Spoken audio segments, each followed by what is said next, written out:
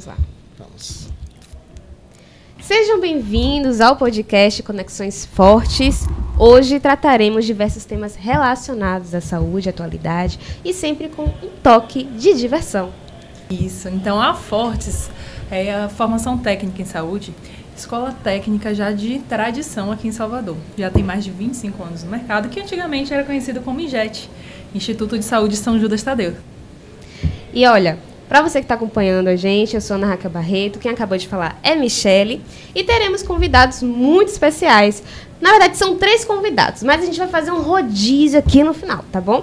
Então, teremos agora a presença da doutora Aidil Baiana, enfermeira, médica, clínica com especialidade em endocrinologia, atua na saúde pública há mais de 20 anos, cuidados da saúde da população e também diretora técnica da Forte. Seja bem-vinda, minha querida. Obrigado.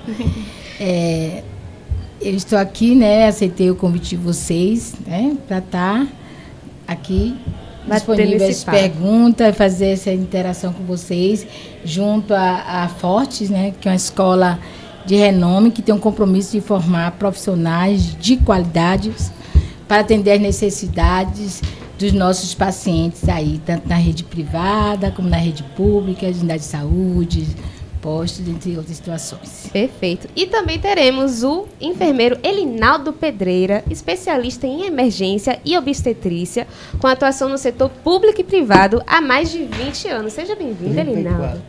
34? Calma, 34 anos. 34. E eu também, há mais de 25 anos. Já engloba mais de 20 anos, tá tudo certo na Bahia.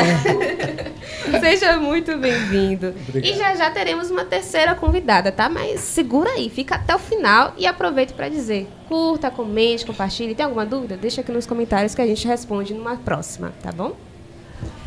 O tema de hoje é um tema que a população, na verdade, é bem carente, né? Sim. Falar um pouquinho sobre as doenças crônicas, que é a hipertensão arterial e a diabetes, que são as duas principais, né, que a gente mais encontra com a população. E a gente sabe que é uma população carente, muito descompensada. A gente vê por os atendimentos, né, que a gente faz também pelas comunidades. Então, a gente percebe a carência da informação.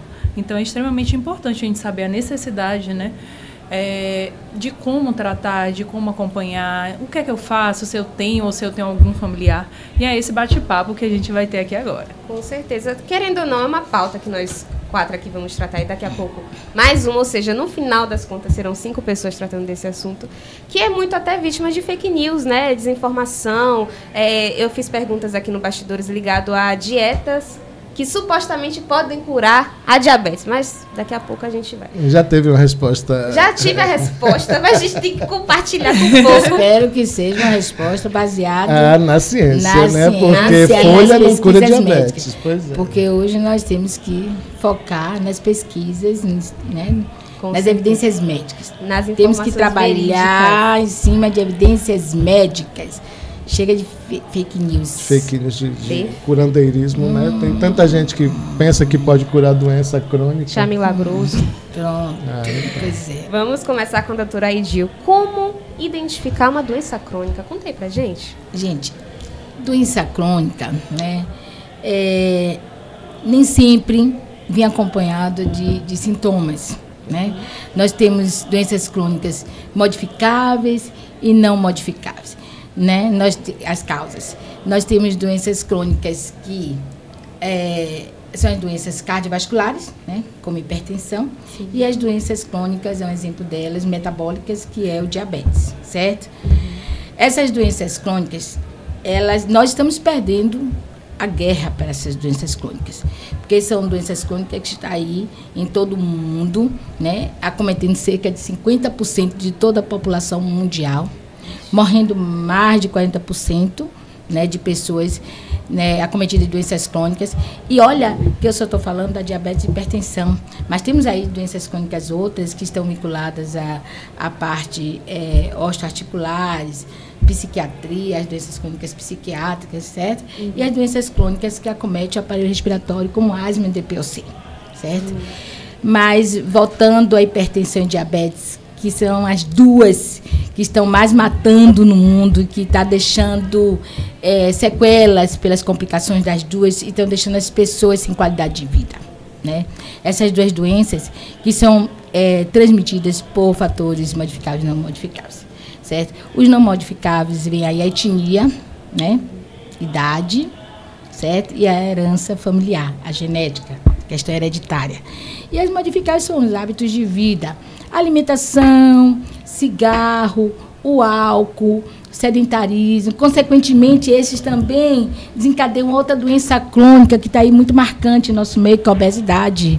Gente, obesidade é uma doença crônica que está cometendo, certo, um percentual enorme e é um dos fatores desencadeantes da hipertensão e diabetes, tá certo?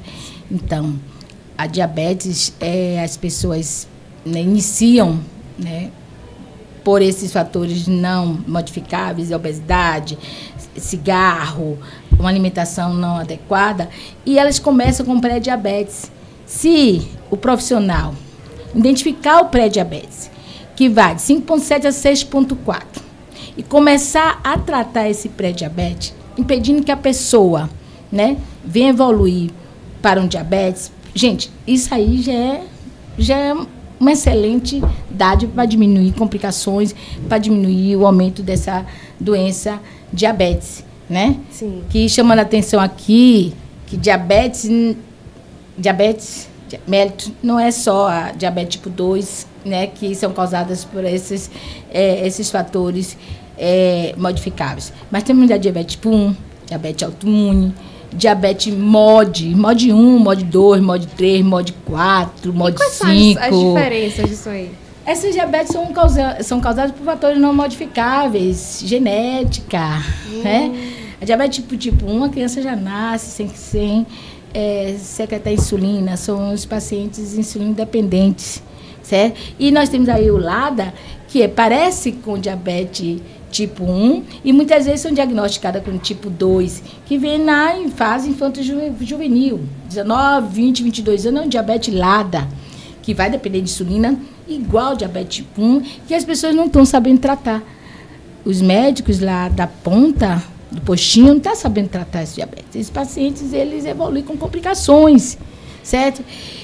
E isso é o que está ocasionando a nós perdermos a guerra para essas doenças. Sem contar que a inércia terapêutica do médico está prescrevendo a medicação e o paciente, né, por não achar o especialista para tratar dessas doenças, seja ela a hipertensão, que é uma das doenças cardiovasculares, se é diabetes, que é metabólica, ele continua mantendo as mesmas medicações e que ele inicia com a medicação vai evoluindo para a gravidade e eles continuam com a medicação e aí vem as complicações, como retinopatia, né, neuropatia periférica, nefropatia, porque eles não estão a cada 3 meses visitando o médico e mudando essa receita. Certo? Porque nós temos uma memória, a célula tem memória, certo? Então, a gente precisa estar, né, a cada 3 meses, revendo esse paciente, vendo a prescrição, mudando, vendo o quadro clínico, porque é uma doença silenciosa. Hipertensão é uma doença que ela, muitas vezes, está, assim, altíssima e o paciente não tem sintomas, o que é muito grave. Assim como o diabetes também.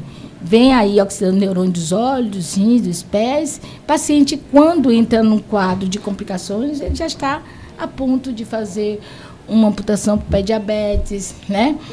Entrar na fila para ter que enfrentar aí uma diálise, certo? Ter que entrar na fila do oftalmo, porque não tem acesso à retinopatia precoce preventiva, para ter que perdendo as vistas, ficando cego. E é muito complicado as doenças crônicas no nosso Brasil, por falta de especialistas no bairros. E sem contar que a prevenção não é só feita pelo médico, não. É feita pelo enfermeiro, é feita pelo técnico, por conta dessas doenças crônicas que são causadas por fatores modificáveis, que pode ser orientado pelo enfermeiro, que tem aí o programa das doenças crônicas não transmissíveis. Isso, então assim, a gente percebe que a gente tem, na verdade, a definição, né? A gente tem os tipos de diabetes, que é importante as pessoas entenderem, né? Qual é a diferença, porque os tipos de acompanhamento e tratamento são diferentes. E a gente precisa tornar isso mais real. As pessoas precisam entender que o meu vizinho, ele não tem a mesma anatomia nem fisiologia que eu tenho. Então, o tratamento que vai ser para mim não vai ser para ela. A bioquímica né? Então, a gente precisa entender que eu não posso me medicar com um remédio que é passado para o meu vizinho porque eu sou um outro ser. Né? E a gente percebe isso muito, né, Linaldo, com essa questão da enfermagem. Então, a gente percebe que a enfermagem também está muito ligada nesse processo. Né? Então, enquanto enfermeiro, como é que a gente percebe esse programa de saúde da família que é prestado tanto para a hipertensão quanto para a diabetes? Olha, eu sou da saúde, eu sou da Prefeitura de Salvador e passei 16 anos fazendo programa de saúde. Né? Notadamente o programa de assistência integral à saúde da mulher, mas o programa de tuberculose, o programa de diabetes, de hipertensão. E o que a gente percebe é a mesmice, infelizmente, da prescrição médica. Exatamente.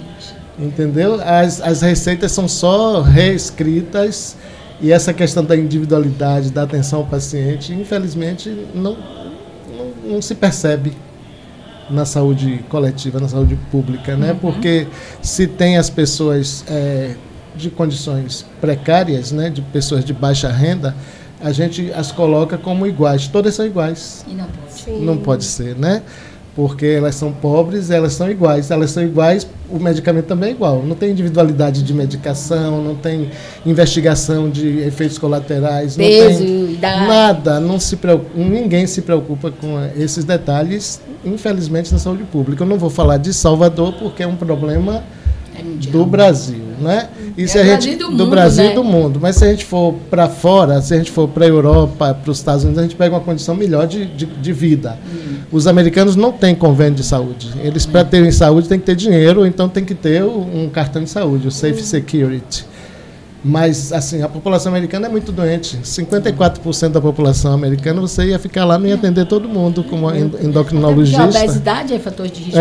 Para várias doenças. 54% da população dos Estados Unidos tem obesidade. Inclusive, uma educação alimentar muito precária. Muito demais. Ruim. Eles comem péssimo, né?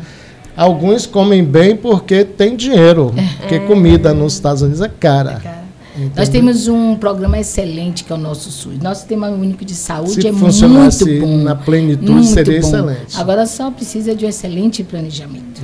Né? Nós temos um SUS aí que toda equipe, que é uma equipe multidisciplinar, né? Que o SUS oferece aí o programa das doenças crônicas não transmissíveis, que tem que ter interagindo a equipe toda, enfermeiro, técnicos, médicos, assistentes sociais, para estar diminuindo, né, o aparecimento de novas doenças crônicas. Quem já está doente não evoluir para complicações das doenças crônicas, porque o SUS tem tudo para fazer isso acontecer. Com certeza. Fazer assim, um acolhimento, né? E até para ilustrar... Eu só queria viu, jornalista, eu só queria complementar aqui com vocês, né, a questão da taxa de óbitos por doenças crônicas e a questão da falta de leitos. Michele, que trabalha em UPA, na falta de leitos para você acomodar um paciente com cetoacidose diabética. Ninguém sabe conduzir na cetoacidose. Falando E também a questão dos picos hipertensivos, da questão de a hipertensão. Ela nos Estados Unidos, eles chamam de silent killer, assassina silenciosa. Entendeu? Porque você tem hipertensos que não apresentam absolutamente nada. E hoje a gente vê que já teve mudança até no panorama, porque antes isso eram doenças consideradas de idosos. E hoje a gente pega cada vez mais a população jovem. Então, certas situações diabéticas mesmo... E se a gente for para os multifatores, hoje você tem, infelizmente, relacionado ao uso de cocaína, você tem uma população de jovens fazendo acidente vascular cerebral isquêmico extenso, de um hemisfério todo. Não, e voltando a esse uso de droga. Aí, né, que antigamente a diabetes da infância é diabetes tipo 1. Hoje, por conta da obesidade, da indústria alimentar, né, essa má educação alimentar, nós temos muitas crianças com diabetes tipo 2. Imagine. Diabetes tipo 2, que é causado pela obesidade. É uma tristeza muito importante. Isso, né? Chamando a atenção da dislipidemia. Não vamos esquecer, gente, que o colesterol hoje é o vilão. Você falou do acidente isquêmico, certo? Hoje o colesterol é o vilão dos acidentes vasculares. Só para deixar um pouco mais acessível, o que seria acidente isquêmico? Acho acidente vascular isquêmico. Né? O acidente vascular isquêmico é uma doença, né, cardiovascular, ocasionada justamente pelo paciente que tem hipertensão ou não, mas que tem uma dislipidemia, um colesterol alto, que impede o fluxo do sangue. Certo? E acaba que esse paciente, o fluxo de sangue não chegando, não recebendo oxigênio, acaba fazendo a isquemia daquela área, daquele determinado vaso. Entendi. Por falta de oxigênio, falta de respiração na célula. O nosso corpo funciona como se fosse um duto de canalizações, né? De canos. Sim. E nossos canos são nossas veias, artérias, né? Que levam o sangue. Então, junto com o sangue também é carregado outras coisas, como a gordura, por exemplo. Gordura. E aí, quando essa gordura ela para na parede do vaso, ela termina obstruindo. Como ela obstrui, não chega oxigênio, não chega nutrientes, e aí é o que a gente chama do acidente vascular. Né? E isquemia por falta de oxigenação. Agora o interessante... E as pessoas, não interrompendo você, Elinaldo, eu tenho pacientes meus que chegam para mim para eu tratar a dislipidemia, né, que é o aumento do colesterol, que nós temos aí, que nós chamamos de hipercolesterolemia familiar. E aí, quando vem para mim com colesterol alto, eu trato esse colesterol, e ele vem com colesterol baixo na alta consulta, e parabéns, o seu colesterol está excelente. Doutora, eu posso já tirar minha medicação? Gente, uma dislipidemia familiar, só 15% é alimentação. Atividade física é importante, alimentação é importante, mas a genética, ela conta mais. Nesses casos, a genética E ele não conta. pode parar a estatina. E esses médicos da mídia, que diz assim, estatina da impotência sexual, estatina prejudica da disfunção sexual. Gente, nós temos que olhar o risco-benefício. Um paciente, um homem, com colesterol LDL de 300, tendo dislipidemia familiar, ele tem que tratar, que é um paciente vulnerável a infarto agudo do miocárdio, um AVC isquêmico. E o paciente baixa, depois para, não pode parar. E aí que entra a equipe fiscalizadora da prevenção, que é a equipe de enfermagem. Você está usando medicação, você tem que continuar, certo? Isso é prevenção. É muito importante a prevenção. Porque se ele parar, ele volta a aumentar o colesterol. E sem contar que muitos deles não têm defeito, no receptor do colesterol ruim.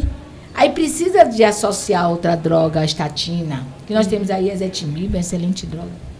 E muitas vezes o médico do postinho, só temos lá a simvastatina. Exatamente. O paciente leva séculos usando simvastatina, anos usando simvastatina, achando que tomando remédio para colesterol. E lá ele entra no AVC, ele entra no infarto agudo, gera outras complicações. Por conta de que ele não tratando, por conta do que eu falei nessa terapêutica, o médico que prescreveu a simvastatina, porque ele estava com LDL de 130 há 2 anos atrás, mantém aquela mesma medicação renovando essa mesma medicação, né, essa receita, sem considerar como é que está esse LDL desse paciente. Não está diminuindo. Vamos mudar essa receita. Vamos mudar essa estatina ou vamos associar a ezetimiba. Agora, essa questão da pausa de medicação, você liga essa falta de atendimento humanizado. Eu chamo de atendimento humanizado, porque você mencionou a questão de um médico de postinho ver todo mundo igual, porque está numa zona periférica. E aí eu me recordei do quê? De quando eu vou no posto, gente, eu juro, toda Chama vez atenção que eu vou... quando o médico de postinho, nossos médicos, Sim. Eles são muito comprometidos. Sim. Mas eles não têm muitos materiais para poder estar trabalhando. Então acaba engessando em uma coisa só. Exatamente. Porque nos postos a gente tem limitações de medicamentos. Nós temos só para colesterol, simvastatina. Nós temos só para pressão, losartana, hidroclorotiazida. De beta-bloqueador nós só temos atenolol quando acha. Propanolol, nós temos carvedilol, certo? E a gente, culpar o médico, não. É rever essa logística da compra de medicamentos, da entrada de medicamentos, que hoje a indústria farmacêutica está andando com uma velocidade imensa. E parabéns aí à AstraZeneca, que junto com o Sistema Único de Saúde trouxe uma das medicações que está salvando vidas. certo? A Lili também é da paglifosina, empaglifosina, está salvando vidas, está aí dentro das prescrições dos cardiologistas, dos endocrinologistas, porque são medicações que estão impedindo as complicações por doenças cardiovasculares, entendeu? E as mortes, doença renal. Entendi. Então, graças a Deus, uma coisa boa que chegou para o nosso tema único de saúde. Agora, o que a gente percebe, sabe o que é? Você é endocrinologista, mas você é uma agulha no palheiro. No posto não tem especialista. Não é? Quem atende hipertensão e diabetes é um clínico. Sim. Entendeu? É um clínico que está lá atendendo no posto, mas é um clínico, pode ser um cirurgião, pode ser menos endocrinologista. Aí você pega aquela... Assim como não é especialista em endocrinologia, mas também não é especialista em cardiologia, mas é um médico que ele tem que ter o bom senso de ver onde é que está o limite dele e encaminhar. É um médico mais generalista. Mas aí é que está o problema. Quando ele pega aquela solicitação de especialidade e pede uma consulta com endócrino, ou com aí você vai ver, a pessoa andar para lá, para cá. Nós estamos juntos fazendo um trabalho tão lindo, né? E você imagina, Michele falou aí de gente que não tem nem noção de que tem a doença, né? Você atendeu um paciente que ele estava com glicemia de 600. Foi, não sei se você lembra, eu falei, aí a gente vai mandar para algum lugar. Pois é. Qual é a taxa normal? Desculpa te cortar, mas 600, qual é a taxa normal? 600 é um absurdo. É uma condição que pode levar o paciente à morte. Depende de idade. Assim como pressão alta também depende muito de idade. Meu Deus. Diabetes depende de idade. O idoso tem um limiar de considerar o normal para pressão e para diabetes, porque não pode baixar demais por causa de queda, etc. Nós temos a doença crônica aí também, depois eu posso falar quando a Elinal terminar, continue. Não, a questão que eu queria colocar é a dinâmica da gente vendo a população de perto, assim, podendo estar bem pertinho deles. Quando a gente atende bem de perto. Eu, você, a gente não se separa do paciente, a gente vai para cima dele para saber o que é que ele tem e quer escutar para ver o que é que ele fala para a gente, e tudo que ele fala é útil. Esse paciente estava com glicemia de 600. Foi com quem? Foi com a esposa. Aí eu falei, vamos ver a glicemia dela também. E ela brigando com ele. Como é que pode? Você não faz a dieta e tal. E a glicemia dela também 385. Não, e são doenças silenciosas, não sentem nada. É isso que eu ia falar. Assim, você foi falando sobre diabetes, doenças crônicas e tal. E uma coisa que eu sinto, minha mãe ela estava com suspeita de diabetes. Mas uma coisa que eu sinto da diabetes, da hipertensão, de todas essas doenças assim, que são silenciosas, é que elas são fantasmas. A gente não entende o real perigo de ter elas, sabe? E aí entra outra coisa também. Só com as complicações. E aí quando começa a comprometer os nervos dos pés, os nervos dos olhos. Sim. Assim, e aí entra outra coisa também, que é uma das minhas grandes críticas à questão de saúde brasileira, que é a gente não tem aquela política ou ideia de saúde preventiva, e sim da saúde de, tô quase morrendo, vou resolver agora. Não, o SUS tem uma política de prevenção de doenças crônicas não transmissíveis. O problema é que, como está sendo feita essa logística, né? Eu sou médica em saúde pública, eu sou médica, sou clínica geral, fiz especialidade em endocrinologia pelo IPMED. Já trato muita gente do interior, e que no interior é difícil ter prevenção, mas aqui nós temos aqui principalmente pela Secretaria Municipal de Saúde, nós temos uma prevenção muito boa de doenças crônicas não transmissíveis, e vem as cartilhas de prevenção, de orientar sobre a dieta. Nós temos a metformina, que pode estar passando lá uma só por dia, quando o paciente está pré-diabético, mas muitas vezes o que é que o médico, talvez por conta de atualização, de reciclagem, ele tem condição de tratar um pré-diabético. Sim. Aí não orienta, começa a tratar. E esse paciente, faça só dieta, caminhada. Esse paciente vai e evolui para diabetes. É porque a gente percebe também, né, que a gente teve muito essa mudança no paradigma de doença. Então, antigamente, morria mais por infecção. Não tinha antibiótico, o antibiótico surgiu, melhorou a situação. Agora a gente tem doenças crônicas. Qual o grande problema das doenças crônicas? O paciente vai conviver com ela. né? Vai ser aquela casadinha que vai ficar ali com você o tempo inteiro. Então é diferente, né? A gente percebe, Elinaldo mesmo que trabalhava com essa parte de programa de saúde pública, quando a gente fala de prevenção, a gente tem o programa de hipertensão e diabetes nos postos, né?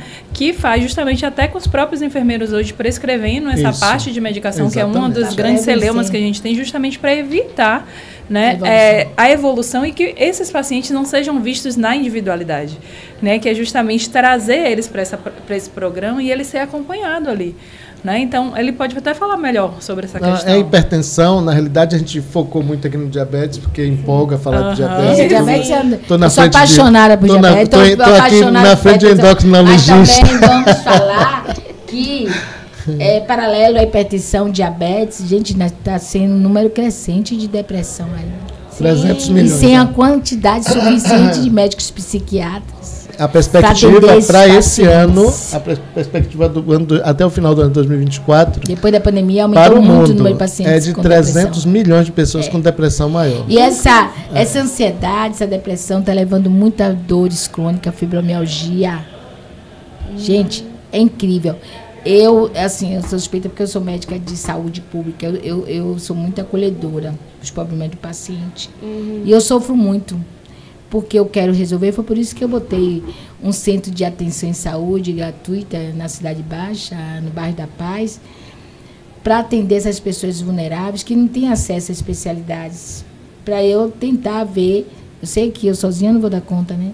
Mas fazer a prevenção para diminuir os agravos, né, prevalentes, oriundos dessas doenças crônicas, para minimizar, certo? E quando eu vejo um médico na internet ensinando, chamando o paciente para emagrecer, dizendo que você vai emagrecer e vai continuar magro, isso é ilusão. Obesidade é doença crônica, você tem que mudar o estilo de vida. Hoje nós temos aí medicações fantásticas, você perde 10 quilos no mês. Nós temos aí a Ozempic. Antes da Ozempic veio Victoza, a Saxenda, depois veio Trulicity, né? Meu Deus. Com a Ozempic. Inclusive, manhã não usa Ozempic, tá? Obrigada. Lembrando que todas as medicações têm que ter prescrição médica. E as pessoas estão usando de forma indiscriminada.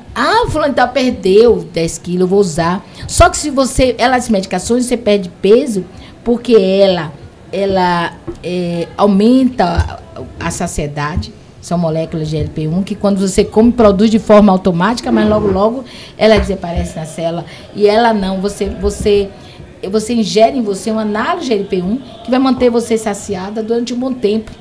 E por isso que você come menos. E por isso que você emagrece.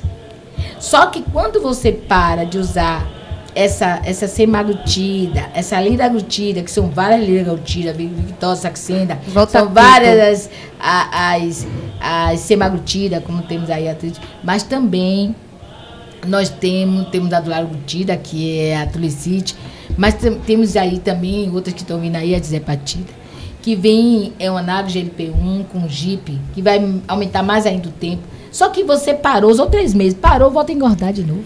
Isso, então todas essas substâncias a gente percebe que são medicações novas que vão chegando, né? Mas para vocês que estão aí, que pode não estar entendendo muito, estamos não pode, mas a gente um pouquinho sobre essa questão, né, de público seleto. Diabetes. Porque quando você fala de medicações para emagrecer, você fala... São medicações caras, mas que eles, às vezes, não podem continuar com esse tratamento, que ficam na internet aí falando, esse medicamento devem ser prescritos pelo médico especialista, que vai analisar a parte metabólica desse paciente, a parte bioquímica desse paciente, certo? Porque são muitos efeitos adversos, efeitos colaterais. Então, essas medicações não podem, né, ser usadas de forma, né, assim, indiscriminada, como está sendo feita aí. As farmácias estão vendendo, e aí você junta um dinheirinho.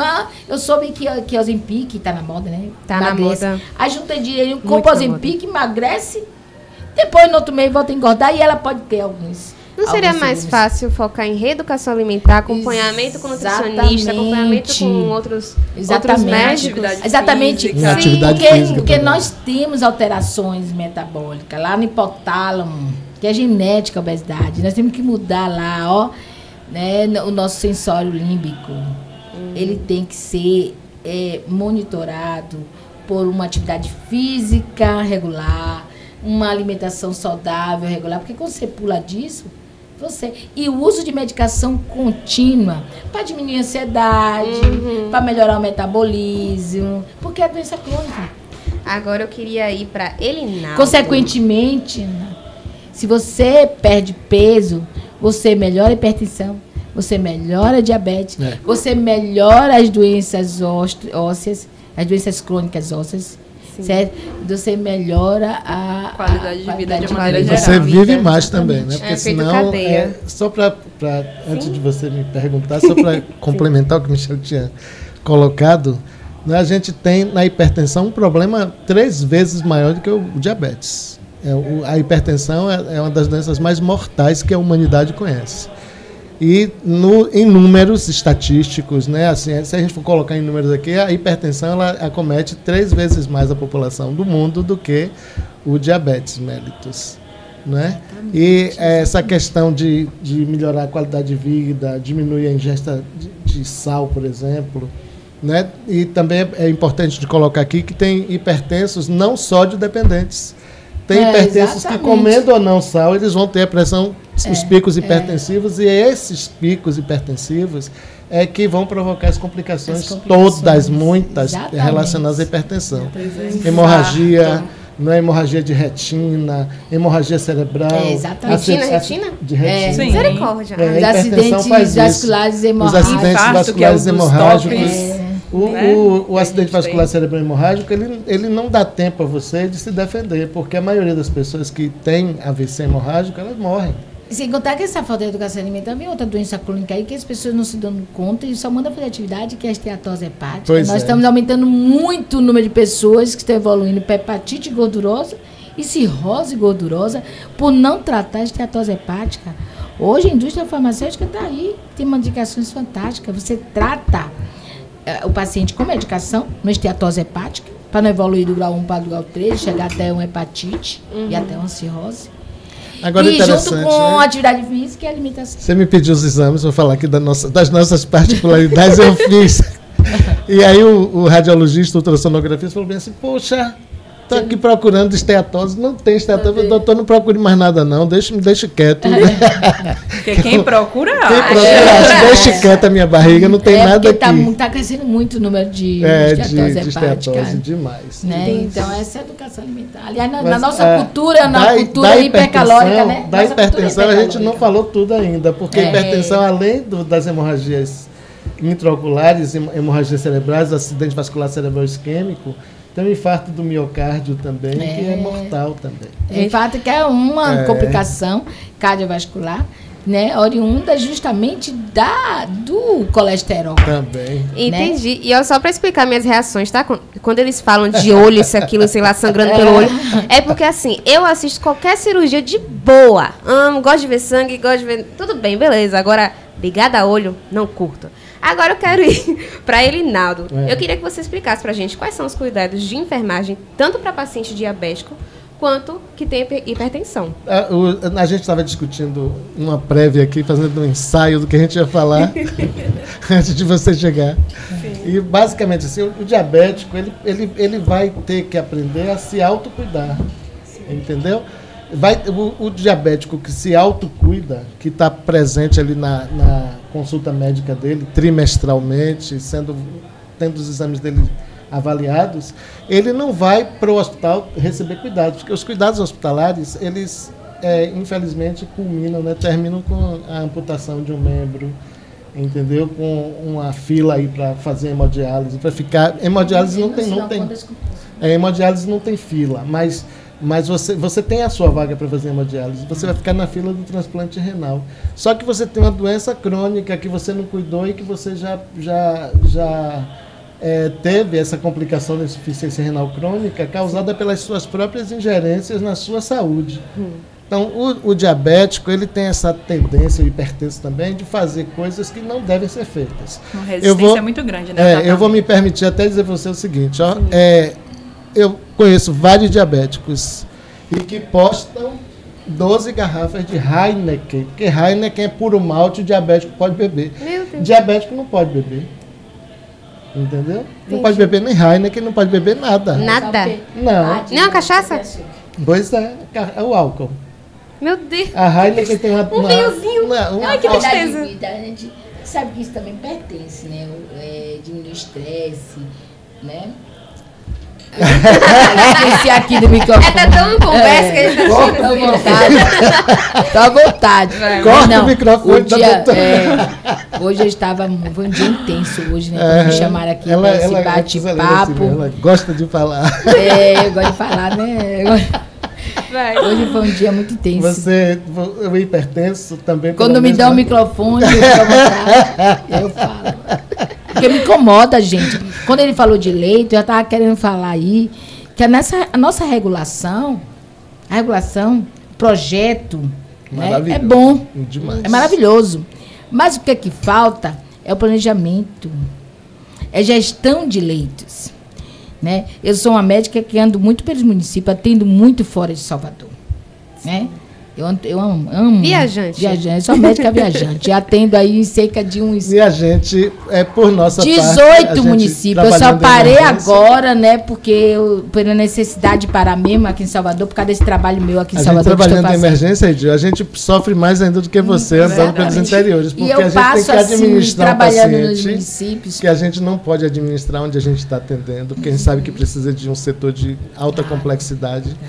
Entendeu? E a gente fica ali fazendo alta complexidade de forma empírica, porque a gente não tem o suporte para isso.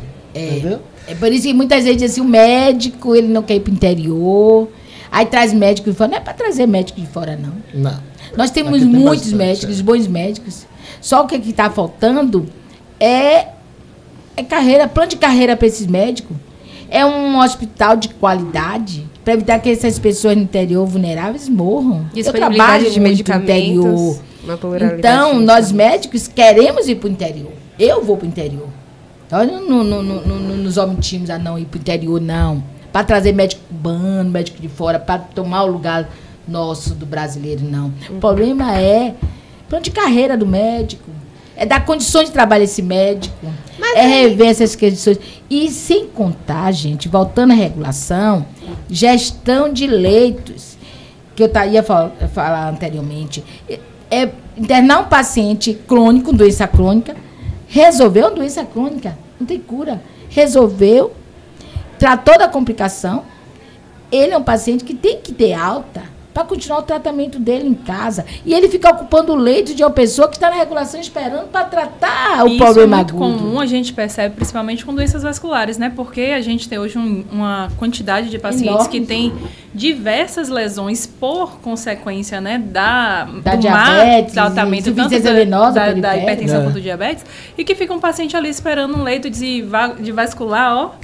Outra coisa e também, que fica um paciente lá em um hospital que não é barata, X, que amputou a perna, que já cicatrizou, mas que o serviço social tem que ser chamado para ajudar nessa gestão de leitos. Chegou o tempo para esse paciente ter alta, vamos dar alta a esse paciente. Porque muitas vezes é o médico que sai da cidade especialista, vascular, ou cardiologista, ou endócrino, para poder dar alta a esse paciente. Dá alta, mas quem tem que finalizar a alta é o assistente social, chamando a família para pegar esse paciente. E muitas vezes deixa esse paciente lá como residente do hospital, ocupando o leito para outro que está na fila. Você entendeu? Que tudo existe uma política, uma logística por trás que tem que ser trabalhada para sobrar leitos, para a regulação funcionar. Outra coisa também que chama atenção, que o Michele falou, é que o gasto com o paciente diabético é muito grande. Muito grande.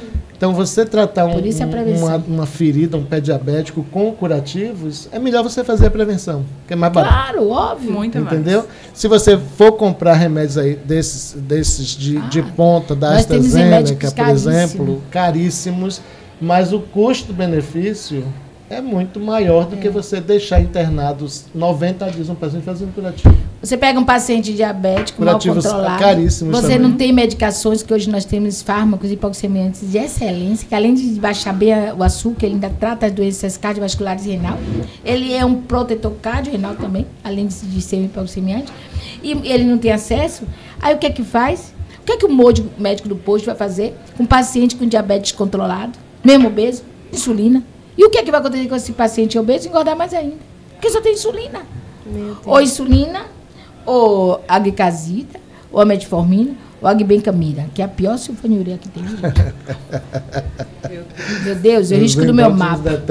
Detestam Downil, que me fale. Então, voltando para a nossa perguntinha anterior, vamos voltar para a hipertensão. Quais cuidados da enfermagem? Vamos lá. Então, o paciente diabético, bem como o hipertenso, são pacientes que se autocuidam, entendeu? Mas são pessoas que precisam ter uma abordagem melhor da equipe multiprofissional. Porque a consulta médica é muito rápida, entendeu? E a linguagem médica, muitas vezes você vai escutar, mas você não vai entender absolutamente nada, entendeu? A receita, as recomendações, as coisas, a bula do remédio. Aqui no Brasil, os médicos não se preocupam em dizer ao paciente o que é que ele vai sentir tomando medicação. Entendeu? Não, vamos ter coisa que eu, como médica... É isso, mas o problema é no geral. No geral não acontece isso. Então você pega uma bula, só um instante, você pega uma bula de remédio, você vai lá para os efeitos colaterais e para as complicações, você não toma nada daquilo. O paciente tem isso mesmo. Aí você vai para a questão popular, né? Antihipertensivos provocam impotência sexual, que não é verdade. Existe sim um antihipertensivo, que inclusive ele é absolutamente contraindicado para homens, que é a alfa-metildopa. Não é nem um remédio que se use mais hoje, porque é um remédio antigo, né? Só para gestação. Exatamente, para hipertensão gestacional, a pré-eclâmpsia. Aí você usa até 2 gramas por dia de alfa-metildopa para controlar a pressão dessa mulher, para não ter complicações com a eclâmpsia. Que é outro viés de complicação da hipertensão, é a hipertensão na gestação. Que simplesmente ela classifica a mulher grávida com eclâmpsia como a mulher com uma perspectiva de morrer. Uma gravidez de risco. Alto risco. Alto risco. Porque a hipertensão na gestação, ela leva a complicações para o desenvolvimento fetal e para a mãe também, para o coraçãozinho dela, para o cérebro dela, para os pulmões dela. Entendeu? Ela faz de complicações, uma gama de complicações com hipertensão na gestação. Então, essas coisas todas deveriam ser colocadas para as pessoas de uma forma mais explícita, que elas entendessem mais o que é que acontece quando a gente tem hipertensão. E aí, quem é hipertenso não sente nada, não está nem aí. E aí quem tem a equipe de enfermagem, né? Vem, exatamente. E a equipe de enfermagem orientar. Uma verificação de pressão por semana já é o suficiente para a gente ajudar bastante uma pessoa. Entendeu? E ele também aprender a reconhecer que as coisas não estão iguais é importante também, porque quando vai para assistência hospitalar da hipertensão, a gente atende, na UTI, por exemplo, a gente atende encefalopatia hipertensiva, que é uma complicação da hipertensão. A gente atende crise hipertensiva, né? A gente atende arritmias ligadas à hipertensão também, que são arritmias muito graves. Mas a hipertensão mesmo, que deveria ser cuidada ali lá embaixo, no postinho de saúde, entendeu? Com remédios que são eficazes, é o que a doutora Aidil colocou. Não tem ainda um programa eficaz de saúde pública, porque a gente está na mesmice, entendeu? Das medicações inibidores de canais de cálcio, por exemplo, né? Que nem deveriam mais estar sendo usados, mas continuam sendo usados. E essa questão de paciente do sexo masculino, que não é o grande público da hipertensão e diabetes, não, viu? A população feminina, ela ganha em alguns lugares, ganha da população masculina com hipertensão arterial. A gente não quer vencer esse campeonato, não. E a gente falou tanta coisa aqui, né? Passou tão rápido o nosso tempo. Coisa para durar um tempão. Pois é, que daria para falar a semana toda, né? Então a gente fecha aqui esse bloco, agradecendo a presença de Elinaldo e doutora Aidil, né? A gente falou um pouco sobre hipertensão, sobre diabetes, as curiosidades, a assistência, tratamento. Então foram várias coisas até que mitos a gente terminou. Também. Os mitos a gente tirou, né? Essa parte dos fake news.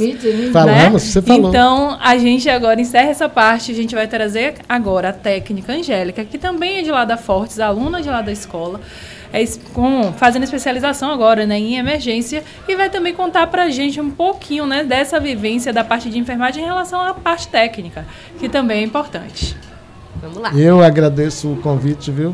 Se você tiver outros podcasts, eu estou aqui. Tá convidado já, tá também, né? Agora venha carregado de mitos pra gente desmitificar. Ah, claro, pode deixar.